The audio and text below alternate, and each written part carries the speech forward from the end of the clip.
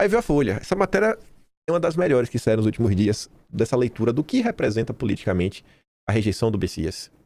E essa matéria prova por A mais B o que a gente fala com frequência da importância do Flávio ter o máximo de apoio possível para, de preferência, ser eleito já no primeiro turno. Rejeição a Bessias sinaliza isolamento de Lula na eleição e aliança restrita à esquerda. A rejeição histórica do Bessias foi lida por lideranças partidárias. A classe política leu como um sinal do isolamento de Lula. A avaliação é que está em curso uma reorganização de forças em torno do Flávio. E por quê? Pela perspectiva de poder. Quanto mais forte Flávio tiver, menos ele tem que oferecer para fechar qualquer aliança. O cálculo é que a rejeição não tira votos do petista, mas o episódio ilustra como partidos do Centrão se afastaram de Lula, que nesta eleição deve contar com aliança restrita a partidos de esquerda. Esse cenário sim teria a capacidade de prejudicá-lo eleitoralmente a longo prazo. O lado petista estabelece que Lula deverá reforçar o discurso antissistema, que tenta emplacar para a campanha eleitoral, por esse raciocínio. Lula pode dizer que ao eleitorado que o Senado o impediu de colocar uma pessoa íntegra no Supremo, a corte está pressionada por causa do escândalo do Banco Master. Políticos próximos a Lula avaliam também que a derrota de seu indicado ao Supremo poderá ter influência sobre a aliança do petista em pelo menos 2 estados. Lula gostaria que Pacheco fosse candidato em Minas, mas parte dos governistas avaliam que Pacheco atuou para derrotar o Bessias. Isso deixaria a aliança ainda mais difícil, sem contar que Pacheco nunca assumiu publicamente sua candidatura. Outro possível desdobramento é no Maranhão. Aliados de Lula acreditam que a rejeição de Bessias também teve participação de Flávio Dino, que o Messias não quer falar com ele. Enfim, parte dos petistas defende que, confirmada a participação de Dino, o partido apoie Orleans Brandão, do MDB, para o governo maranhense. Neste terceiro mandato, Lula conseguiu atrair alas de legendas como União Brasil, PP, republicanos, oferecendo ministérios e cargos. Tal operação, porém, deixou de ser interessante. Por quê? Por conta da perspectiva de possível vitória de Flávio. Então isso daí tudo, o cara falou assim, pô, pra que eu vou ajudar o Lula? Pra que eu vou colar com o Lula? E quem traz votos é o Flávio. Se eu vou ganhar votos apoiando o Flávio, pra que eu vou colar com o Lula? Perspectiva de poder é poder. É poder sentar na mesa, negociar termos. Imaginem se toda a direita sem exceção. Toda a direita sem exceção. Por quê, gente? Da mesma forma que a gente tava ali vendo o Globo falando, Lucas Paz, bastidores, Michele Bolsonaro, a gente fala do Nicolas. E onde que a gente observa isso, pessoal? O povão pode não perceber, mas a classe política sabe muito bem o que está acontecendo. Se tivesse todo mundo, desde o dia zero, apoiando, sabe, incondicionalmente o Flávio, a gente tava passando o trator. Mas o trator. Lula tentou atrair o MDB para sua coligação na disputa presidencial deste ano, mas não teve sucesso. A tendência é que tenha ao seu lado, além da esquerda, apenas setores de partidos de centro que podem se beneficiar eleitoralmente de uma personalidade competista. Por exemplo, políticos da Bahia e outros estados onde o Lula é popular, tipo Otto Alencar do PSD, na Bahia em específico, sabe? O resto não vai. Demonstrações de força de Flávio e oposição poderão reduzir a capacidade de Lula de atrair o apoio desses setores partidários. Por que estamos perdendo tempo na campanha do Flávio? Por que a insistência ainda de ficar de sabotagem, de papinho de esses 2 turnos, no segundo turno vamos estar todos juntos? Não, irmão. Tem que resolver no primeiro. Por mais que a rejeição de Bessias não tire votos de Lula diretamente, a classe política entende que a derrota é sintoma da dificuldade que o PT terá para garantir palanques para Lula, já que há menos parlamentares dispostos a se associar ao governo. Vamos parar de perder tempo, gente. Já deu, bicho. Essa turma aí tá chata. Aí você vê como essa galera foge da realidade. Líder do governo atribui rejeição de Bessias à tentativa de abafar o caso Master e defende CPIs. Vamos tirar a CPI do papel. Apoio. Paulo Pimenta. O Paulo Pimenta do PT. Agora ele quer CPI. Será mesmo que ele quer? Aí Ana diz, né? Antes não queria o CPI do Master. Agora mudou de opinião para recusa do Bessias não ficar tão feia no Senado. A procura da narrativa perfeita para a militância aceitar. Mas isso daqui só cola com a militância, porque tá todo mundo vendo. Agora é a vez de apanhar pelas mãos do Estadão de novo. A Lula, o que é de Lula. O editorial inteiro dedicado a falar é culpa do Bessias, é do Lula, por diversas razões. Muitas teorias surgiram nos últimos dias para explicar a rejeição pelo Senado da indicação do Bessias. Uma das que mais amealharam o consenso, a jogar pelo que saiu nos jornais, diz que a história da debacle resultou de uma articulação entre interessados em enterrar o escândalo do Master, incluindo Dom Pedro III, Batoré e próceres do Centrão. Como se sabe, uma teoria da conspiração, para prosperar, precisa ter um fundo de verdade. O que acontece nesse caso? Já que os personagens citados, de fato, são alvos aí do escândalo do Master. E de certo não ficariam tristes se o time de ministros dispostos a ir a fundo nesse caso perdesse o esperado reforço de Bessias. E conforme tal teoria, ele iria se aliar ao Mendonça só porque os dois são evangélicos. Tudo isso parece plausível, apesar de confuso, mas ignora a responsabilidade direta de Lula pela rejeição de Bessias. Pois é de Lula a culpa integral pela paupérrima capacidade de articulação política do governo que, ao fim e ao cabo, deixou Bessias na chuva, colocando na história como o primeiro indicado ao Supremo a ser rejeitado pelo Senado desde o século XIX. O ambiente adverso no Congresso não é desculpa, pois quase sempre foi assim. Logo, isso não basta para explicar a derrota. O próprio líder do governo no Congresso, Randolph, afirmou em entrevista ao Globo que Lula tinha plena ciência da fragilidade da base e, ainda assim, decidiu manter a indicação do Bessias até o fim, ou seja, o governo sabia que não tinha votos, apenas convicções. O governo sempre, mesmo que não tenha voto. Porque o quê? Porque Lula se escora no Supremo. E quando ele perde, ele vai lá e pede para o Supremo reverter. Só que nesse caso aqui, o Supremo não vai emplacar o Messias na canetada. O episódio é apenas o mais visível de uma cadeia de falhas. Antes dele, o Planalto havia sido derrotado numa indicação para a DPU. Na pauta penal, assistiu à aprovação do fim da chamada saidinha de presos, mesmo com orientação contrária. É um episódio que expôs a limitação da coordenação política sob a condução do líder do Senado, Jacques Wagner, sendo criticado agora de novo no caso do Bessias. No mesmo período, o governo não conseguiu conter a aprovação do projeto que reduz a penas da turma do 8 de janeiro, pela dosimetria, e também do derrubado do veto. Meses antes, na instalação da CPMI do INSS, foi surpreendido por uma articulação de última hora da oposição, que garantiu o controle da comissão, apesar do apoio explícito do Planalto a nomes alternativos. O padrão se repete também na Câmara, onde a base se mostra frequentemente desorganizada e incapaz de sustentar posições em votações críticas, o que emerge assim, não é uma sucessão fortuita de reveses, mas um governo solidamente perdido. No início de 2019, os isentões, já me isentões, né, falavam que o problema é que Bolsonaro não sabe negociar. Bolsonaro com 40 só deputados alinhados a ele, só tinha 40. Não estava disposto a entregar nada, nenhum ministério, nem nada. E o pessoal falava que era falta de articulação, por isso que o Brasil não ia para frente. Aí você vê o Lula, o mestre da negociação, tá tomando olé atrás de olé. E olha que o parlamento não é nem dominado pela direita. A maior parte é o centrão. Só que a bancada da esquerda que o Lula tem à disposição é de 140. O Bolsonaro só tinha 40. Então tem 100 a mais. Você olha esse caso do Bessias, que tem tudo a ver com o Bolsonaro também, por conta das críticas que o Bolsonaro recebeu na indicação do Mendonça. Aí você vê o tempo que o Alcolumbre sentou em cima, o esforço que foi feito, a peregrinação do Mendonça, outras forças que entraram em campo, o próprio Bolsonaro.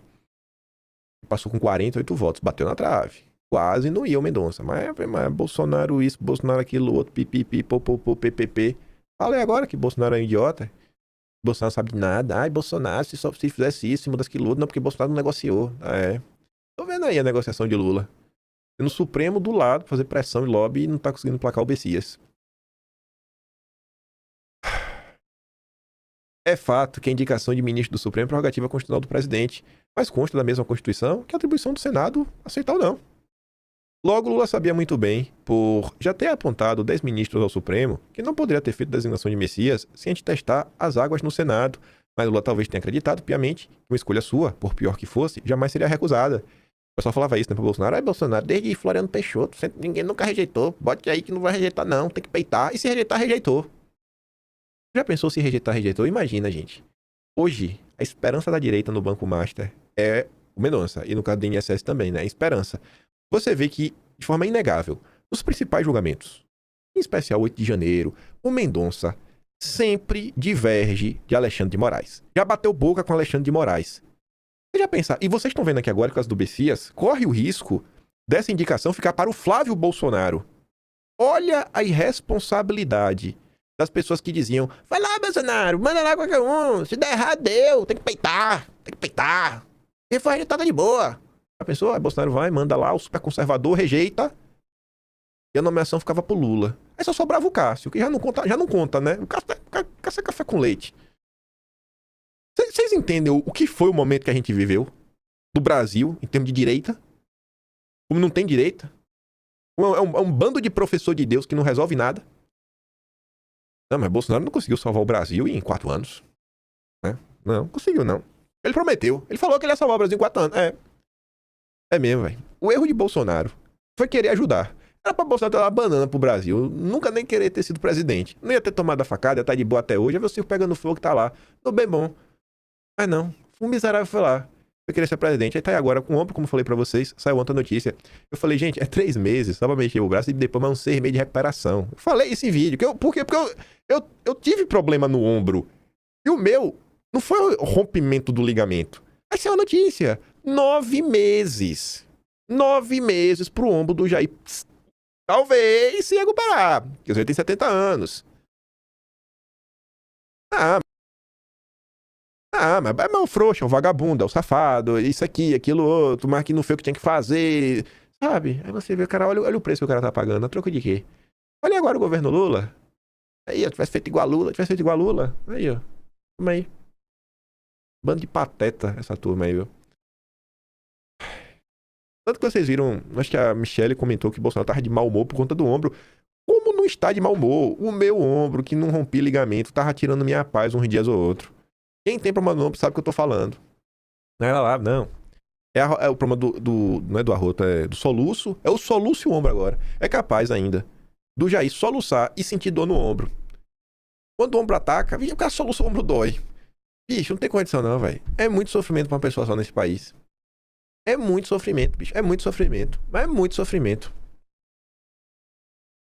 Mas Lula errou e como? Primeiro escolheu o pior candidato possível ao Supremo.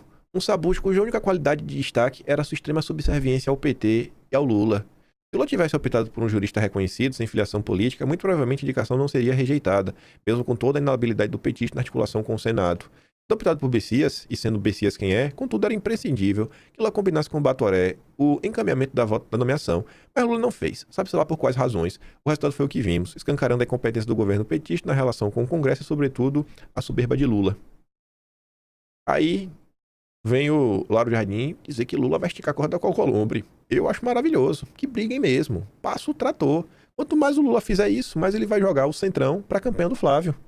De um petista muito próximo de Lula, sob a derrota histórica imposta pelo Batoré, Lula vai esticar a corda com Davi. Não vai ficar por isso mesmo. Tomara. Uma das reações admitidas é a perda dos cargos que Batoré tem no governo federal. A não admitida é relacionada ao avanço das investigações da PF no caso Master, no qual os vínculos de Alcolumbre com o escândalo passam, por exemplo, pelo aporte de 400 milhões do Fundo de Previdência do Amapá, o Amprev, que investiu 400 milhões em letras financeiras do banco do Daniel Vorcaro.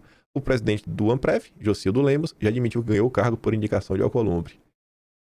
Eu não tô entendendo. O Lauro Jardim tá dando a entender que Lula vai pedir pra Polícia Federal ir pra cima do Alcolumbre. Eu acho que todo mundo que fez coisa errada tem que ser investigado. O que eu acho estranho é que eu achava que a Polícia Federal era independente e o presidente da República não teria interferência nisso, né? Parece que não. Parece que não é assim que as coisas funcionam, né? Do outro lado, Alcolumbre se recusa a pautar a PEC da segurança, que é uma das apostas do Lula para sua reeleição, né? Essa PEC da segurança, ganhar um pouco de popularidade. O gordinho continua bravo com o Lula, viu? Aí o cabo de guerra. Aí temos a situação. Será que a indicação vai ficar pro Flávio?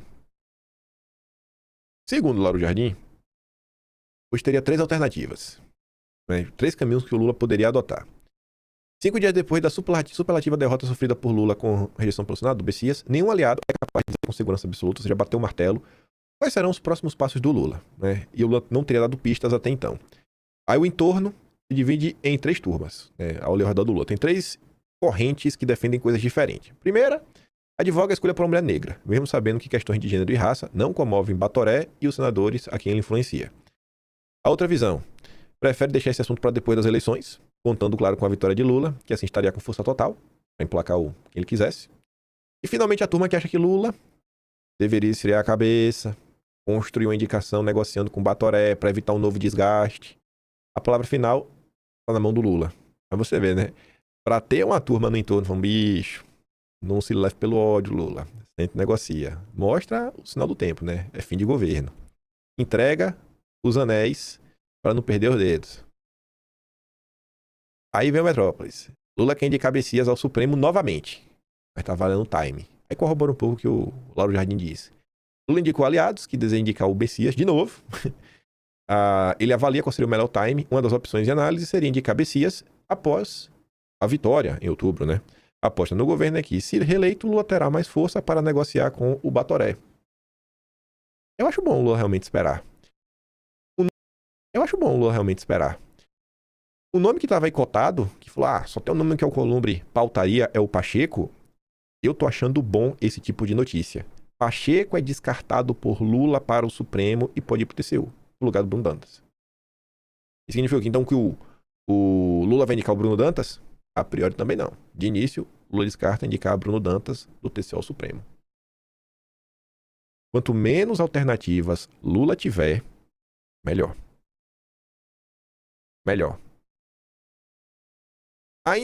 Ainda que fosse para indicar Bruno Dantas, ainda que fosse para indicar o Pacheco, ainda que fosse uma indicação que o Lula indique e o Alcolumbre passe, que seja depois das eleições. Ainda que aconteça que seja depois das eleições, porque eu tenho certeza que ambos vão ser muito menos gratos ao Lula, porque falou, pô, teve todo esse tempo aí para me indicar, para eu trabalhar, andar, rodar e tudo mais, e tu não quis me considerar. Mas eu acho que se o Lula não quer o Pacheco, não quer o Bruno Dantas, insistindo no Bessias, tiver aquela turma da esquerda, aquele papo de maluco, não, coloca lá um lacrador woke, da bandeirinha, arco-íris, o que quer que seja. Quanto mais essa turma insistir nessa linha, eu acho que maiores são as chances dessa indicação ficar pro Flávio. Não acho que vai ser um super conservador, mas eu tenho certeza que vai ser melhor do que qualquer indicação que o Lula fizer. Mas sem sombra de dúvidas. Segundo o Alckmin, Lula deve tentar de novo. E corrobora também na história do time. Aí tá ali, né? Alckmin lamenta a edição de Bessias e diz que Lula está definindo uma nova indicação. Acho que Lula está definindo sua nova indicação. Chegou um momento aí. Quem? Não sei. Mas quanto menos nomes tiverem na mesa, ainda mais nomes que tenham apoio do Centrão, eu acho que é melhor. Já pensou rejeitarem de novo?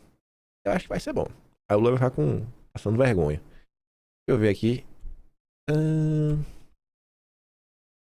Elas têm que comentar em sequência. Um é essa aqui, ó. Bessias retoma contato com o ministro do Supremo e evita algozes Dino Moraes. A priori era só Dom Pedro III que era o problema, agora Flávio Dino também traiu a esquerda. A atuação de Dom Pedro III contra Bessias teria como objetivo impedir que ele se unisse ao Mendonça para votar no caso do Master. E o receio de Dom Pedro III é que ele possa ser citado na delação do Paquito. Flávio Dino, por sua vez, não trabalhou em favor de Bessias. Além disso, o governo acha que a suplente do Flávio Dino, Ana Paula Lobato, votou contra o Bessias. Clima maravilhoso. Bessias, porém, considera o caso de Dino e Moraes distintos. A ideia é que ele converse com Dom Pedro III em um momento oportuno. Por hora, não quer conversar com o Flávio Dino, não. Se sentiu traído. Aí ontem, a Mônica Bergamo, que é petista, deu vozes aí, deu espaço para defender, junto à militância de esquerda, o Dom Pedro III. Falou, gente, não rifo o Dom Pedro III não, velho. O cara é nosso, o cara é amigo do Lula, o cara é amigo do Bessias. Ele não traiu o Bessias, não. Mas você sabe se o povo vai querer acreditar, né? Tá ali, ó. Dom Pedro III busca aliados de Lula para dizer que não trabalhou contra o Bessias. Dom Pedro III é próximo do Batoré, que impôs derrota fragorosa ao governo nessa quarta, ao rejeitar a indicação de Bessias por 42 votos contrários e 34 favoráveis. No entendimento do Palácio do Planalto, o ministro do Supremo deu ao senador o suporte necessário para o enfrentamento contra o governo. Uma das mensagens foi enviada por Dom Pedro III ao próprio Bessias, que até o fim de semana não tinha respondido. Não quis responder o WhatsApp. Nela, o ministro dizia lamentar a derrota do advogado-geral da União. As outras mensagens e conversas foram enviadas ou mantidas por Dom Pedro III com o integrante do primeiro escalão de Lula, com quem ele mantém diálogo. O tom do magistrado era de contrariedade, com reportagens que afirmavam que, no entendimento de Lula, ele teria ajudado Batoré a derrotar Bessias. Pelo menos o ministro do Supremo e 2 integrantes do Ministério de Lula procuraram o presidente depois da derrota para defender Moraes e dizer que a avaliação do Planalto é injusta. Eles diziam que não é possível apontar um único ato, ou mesmo um telefone do Moraes para os senadores, pedindo voto contra Messias. Ele não fez nada. Você não vai encontrar nada. Mas também não teve nenhum telefonema, nem mensagem favorável. Só que eles têm uma explicação para isso. Ministros do Supremo, interlocutores de Moraes, afirmaram que mesmo que quisesse, o magistrado não teria sequer condições de fazer campanha contra o Bessias, já que seu prestígio no Senado é baixo. Ele não precisa de prestígio, não. Ele tem uma capacidade de intimidação gigantesca. Quando a pauta é do interesse, ele consegue influenciar. Eles afirmam que a batalha contra Lula e Messias era de Alcolumbre e que, como Dom Pedro III é aliado de primeira hora do Batoré, ele foi arrastado para uma posição dúbia. Não fez carga contra, mas tampouco se esforçou para apoiar o Messias. Porque se ele faz esforço contra, o Lula fica triste com ele. Se ele fizesse campanha pelo Messias, o Alcolumbre ia ficar contra ele. Então ele ficou parado. Que conversa, viu? Assim, ó, se eu não caio nessa história de que ele não tem prestígio